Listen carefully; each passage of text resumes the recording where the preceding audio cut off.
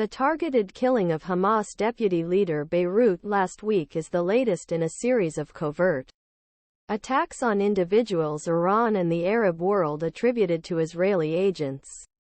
Are Prime Minister Benjamin Netanyahu and other senior officials in Jerusalem ever considering the possibility of being reimbursed in kind? While a booby-trap requires no special skill, Hamas may not have the expertise or reach. But Iran does it, and maybe so does Hezbollah.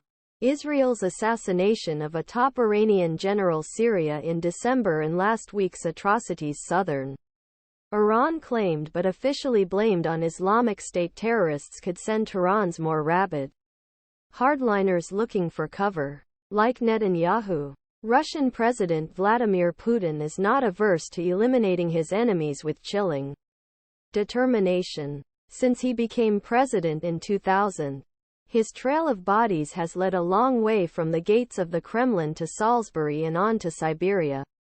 When Putin invaded Ukraine in 2022, he tried to kill Ukraine's leader Volodymyr Zelenskiy. Is Putin, who defines himself as a strong man and avoids the public eye, also afraid of the assassin's knife? Russia has claimed that a Ukrainian drone attack on the Kremlin last May was an assassination attempt. Rebel mercenary boss Yevgeny Prigozhin may have planned to kill Putin. But after the Wagner group rebelled in June, he was the one who suddenly when his plane mysteriously blew up. The differences between the Gaza and Ukraine conflicts are less instructive than the many similarities. Netanyahu and Putin's homicidal tendencies are a prime example. Both wars are largely defined by their hubris, prejudices, and mistakes.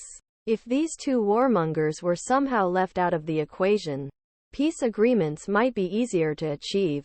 But fact that such men are still calling shots speaks volumes about violent state of world as 2024 dawns. Both led their countries into disastrous military stalemates. Netanyahu promises to completely destroy Hamas, an unattainable goal. Putin thinks sovereign Ukraine could be annexed by force. In pursuit these illusions, they kill tens of thousands civilians with impunity. They are both war criminals. Both foresee a war without end and hope to hide behind it. Gaza and Ukraine also point to a fatal weakness in the post-1945 rules-based international order.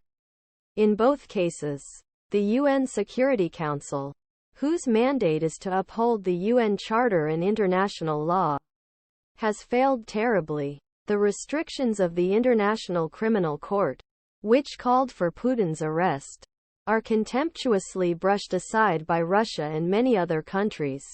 Since October 7 Hamas terrorist attacks, the world has witnessed state-directed carnage and mayhem in Gaza. This, observers reported, believed to meet legal definition of genocide. South Africa is taking Israel before the International Court of Justice, the UN's highest court, this week, claiming just that. However, the Israel Defense Forces will strictly ignore any interim decisio.